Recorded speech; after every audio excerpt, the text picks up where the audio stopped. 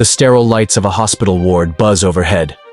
A young man lies on a cot, shoulders hunched, barely conscious. It's Alex Skeel. His body is battered from months of untreated abuse. His arms and legs are covered in deep burns, crudely wrapped in cling film to stave off infection, and dark bruises mar his hands and torso. A doctor pauses over a notebook. He mutters, 10 days from death, recalling the life-threatening infections Alex survived against all odds. But we need to rewind. Years before the hospital walls, Alex's life was normal. Alex Skeel grew up in a tranquil Bedfordshire village as a Lineker baby, born prematurely at just 2 pounds alongside his twin brother, Bedford. Against the odds, he thrived. As a child model, he even posed in adverts with football legend Gary Lineker Bedford. By 16, he was a promising athlete and youth football coach, a kind-natured teenager who loved the game. Then, in 2012, everything changed. Alex met Jordan Worth at college that year. Jordan was the same age, a former gymnast studying fine arts with dreams of becoming a teacher. To outsiders, she was bubbly and confident. Their relationship blossomed quickly, and Alex felt lucky to have her. Early on, Jordan showered Alex with attention, but subtle control took root too. By the first few months, Jordan had started telling Alex what to wear, and even scolded him gently if he chose differently. Maybe she's just picky about style. I'm okay with that. At first, he laughed it off, but the atmosphere shifted. When Alex picked a different shirt than Jordan suggested, she frowned. On a spring morning, Alex arrived at college wearing a green sweater. Jordan slipped on a dark blue jacket she had brought him. Jordan said, "See, blue suits you." More. Alex, "Oh, you're right. Sorry. You always know best." It was a subtle power play. She smiled encouragingly, but Alex felt a shiver down his spine. Jordan was beginning to steer his life. They spent that afternoon laughing under trees on campus. But behind every grin, Jordan was testing boundaries. If Alex teased a friend with a joke, she was ready. Once, she sat over his shoulder while he chatted on campus. "Jordan, who's texting you, Alex? I want to see." Alex, "It's just Jamie, my teammate." Jordan, "If he's so important, why are you always looking at your phone instead of me?" When Jordan decided he shouldn't see a friend, Alex felt torn but kept silent. Isolation crept in. She began blocking his calls. On one afternoon, Alex's mother rang on the home phone. Jordan answered on speaker. "He's busy now, Mum."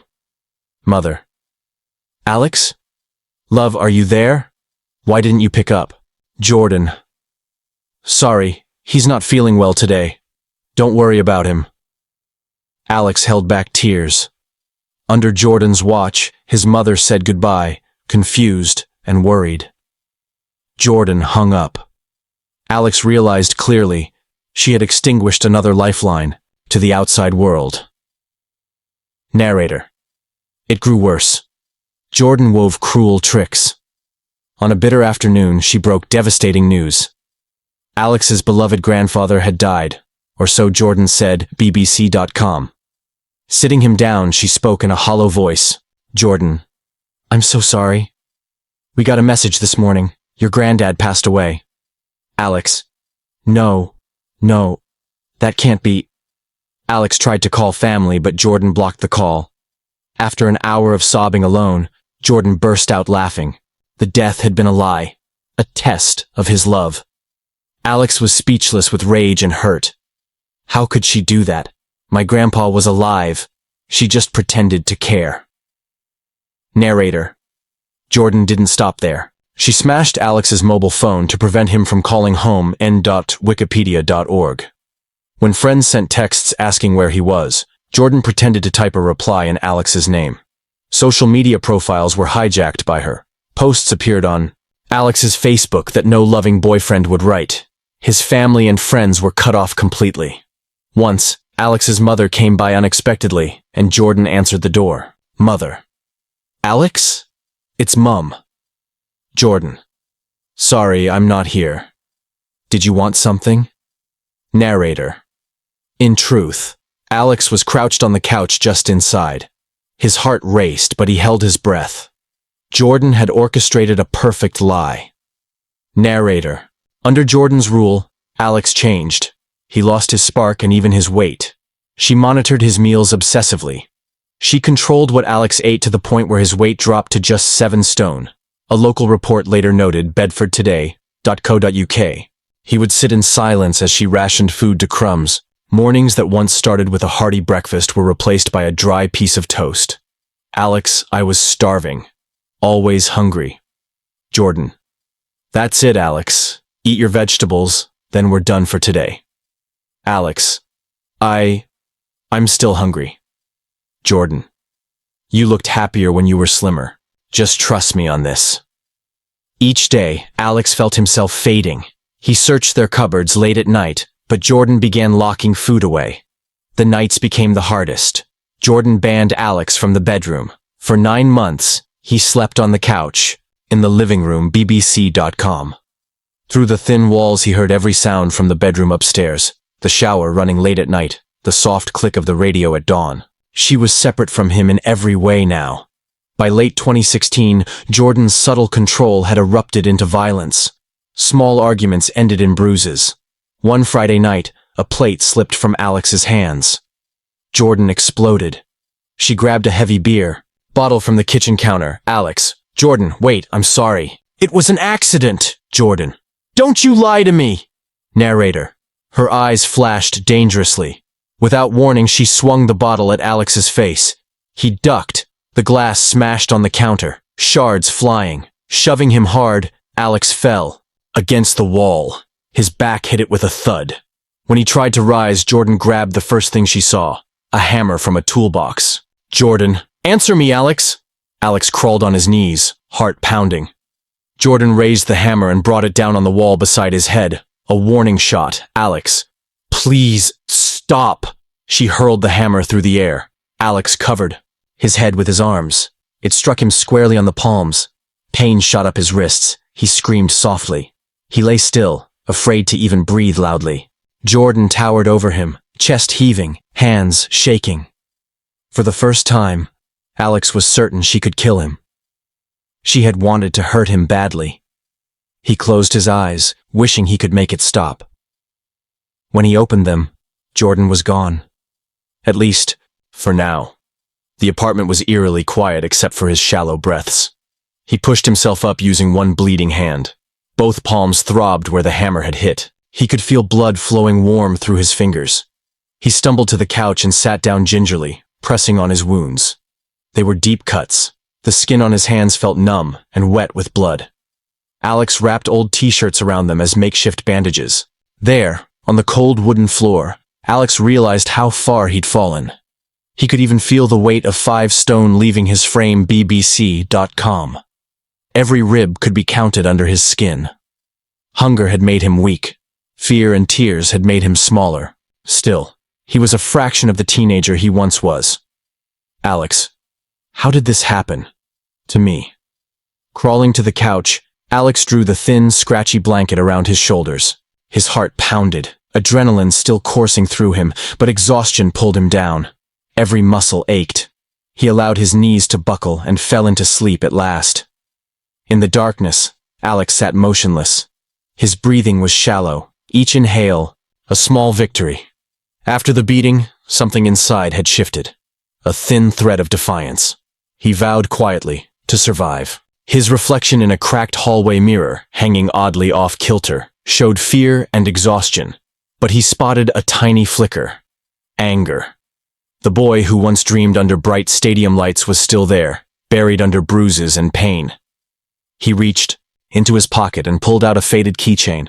A toy football from a childhood birthday. It was one of the few happy things he had left. He clutched it tightly, closing his hand around the miniature ball. At least in that small metal token, he held a piece of his old life. Alex silently prayed that this night would end. He closed his eyes for a moment, checking his surroundings with the corners of them. No sound. Just the hum of the refrigerator in the next room. The apartment was empty, Jordan gone. A small relief settled in him. For the first time all day, he felt safe. Crawling back to the couch, Alex drew the thin blanket over his shoulders once more.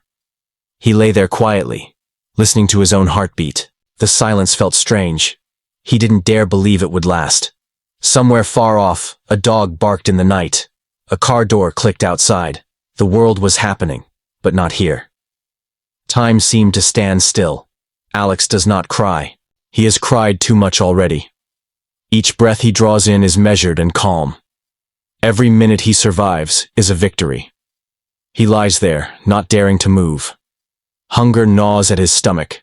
Every muscle protests to move. Still, he is too afraid to speak, or even whisper. A sudden knock at the door would send him back into panic, so he stays still, savoring the fleeting seconds of safety.